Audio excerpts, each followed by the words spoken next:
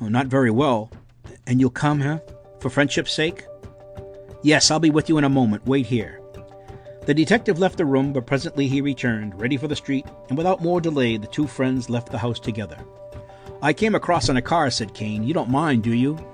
They boarded a westbound 23rd Street car, and in a short time were aboard the sumptuous yacht which was waiting to receive them.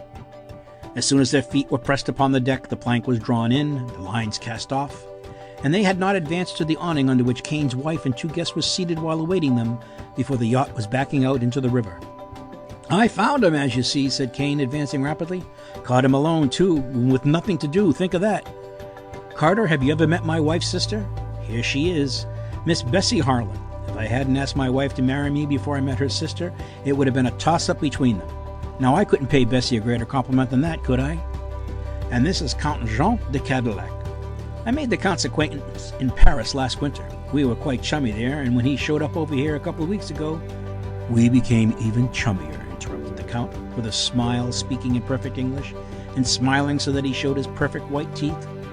He was a handsome man, too, this Count Cadillac, with his shining black eyes, blacker mustache, and imperial gleaming teeth and clear white skin. And his manners were faultless, his dress perfect, without being foppish. Nick greeted Mrs. Kane and acknowledged the introduction while the yacht was backing into the river. And then turning to Kane while he accepted one of the deck chairs, he remarked, Now, Max, give us the pirate story. You will understand before I finish, said Kane, why I insisted upon your coming here before I told it. I wanted witnesses to support my statements, for I've an idea you wouldn't believe my unsupported word about this affair. Oh, yes. Wait. You haven't heard the story yet. It's really the most incredible thing you ever heard of, from beginning to end. I'll give you my word that I wouldn't believe a word of it if I hadn't seen it with my own eyes. And it begins promisingly, said Nick. You wait. We left Newport yesterday about noon, I think, between noon and 1 o'clock. We loafed along, for nobody was in a hurry, and last night, late in the evening, we ran in at the American Yacht Club Anchorage. You know where that is, huh? Yes. We ran in there and anchored for the night. We were intending to go ashore to call upon some friends who lived there, said Mrs. Kane, but we found that it was too late when we arrived, so we gave it up. It was a beautiful night, continued Kane, warm and as nearly as perfect as it could be made. We sat out here on the deck until almost 1 o'clock before anybody thought of turning in. You see, Carter, it happened that we were alone at the anchorage. I don't suppose that thing would happen again in a dozen summers, but it happened last night all right. I liked it, said Bessie Harlan. It was a change. Well, continued Kane, the sound was as smooth as glass. There wasn't a ripple anywhere, and the moon was just heavenly, interrupted Bessie again. But Kane did not even turn his eyes in her direction. I came back on deck after the others turned in, he continued. I wasn't sleepy, the night was beautiful, and I wanted to smoke another cigar all by my little lonesome. So I sat here, right where I am seated now, lighted my cigar and smoked. I'm going to take you right back to that anchorage, Carter, so that you can see things just as they are, so far as the surroundings are concerned. We're headed there now. Well, that is a good idea, said Nick. Well, my cigar was something more than half smoked, and as I'm a slow smoker, it must have been something like half an hour after I was alone before anything happened. And then it all happened so suddenly that it was on me before I knew it. What was? Asked the detective. The pirate. Wait. I'm waiting.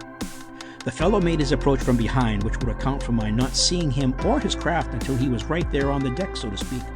But I don't think that would account for my not hearing him, do you? You might have been dozing in your chair, suggested Nick.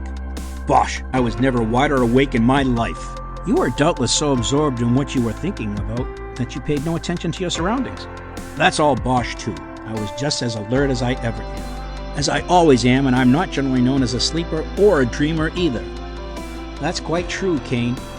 I was just as wide awake as I am now. I was just as much on the alert as I am now. The night was so still and the yacht and everything aboard her was so silent that I could have heard a tack drop the whole length of the go-along. But the fact remains all the same that I did not hear a sound. I was seated right here in this position and in this same chair looking off, as you observed, almost astern. The bow of the yacht was pointed toward the open sound, for the tide was coming in. My cigar was on the last quarter. Well, I told you that once already, but never mind. And I had about made up my mind to light a fresh one when I discovered that I hadn't another one in my pocket and would have to go below to get it. Well, that settled it. If I had felt any doubt about smoking another cigar, the discovery of the fact that I had not another one in my possession made me want nothing on earth so much as that cigar. So I rose to go below. You will observe from my present position that I was obliged to turn in order to do so. The companionway is behind me. I got up, stretched myself, chucked my 2/3 smoked cigar into the water, and turned. He paused as if to give emphasis to the concluding statement, and after a moment of silence the detective said, "Well, what then?" The pirate stood directly in front of me. On the deck of your own yacht, of this yacht. Exactly, right there on that spot. And Kane pointed with his finger toward a point on the deck directly in front of him, for he had risen while he was speaking in order to act out this dramatic incident of his story. Was he alone? Asked Nick. No, there were 6 others directly behind him. 6 others? Exclaimed the detective.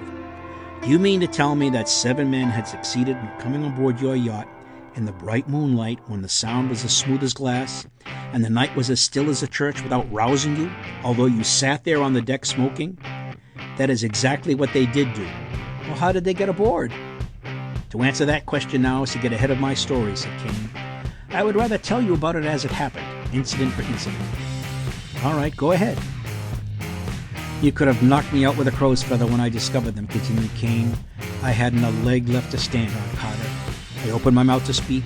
I haven't the least idea what I intended to say, though, when the chief pirate raised one hand and touched his fingers to his lips, which you construed as a command for you to remain silent. I think that gesture is so construed all over the world, isn't it? Quite so. Well, what next? You see, Carter, I knew by their appearance that they were robbers. It did strike me for an instant that the whole thing was some huge joke which somebody had put up on me, but I was quickly undeceived on that point. What was their appearance? Here is where I'm going to test your credulity, old man, but my wife and friends can testify that I tell you the truth. So they saw the pirates too? Yes, as you shall hear. Well, about their appearance, or how they appeared, huh? That part of the comedy seemed to impress you. It did, and it was no comedy either, I'll beg you to understand.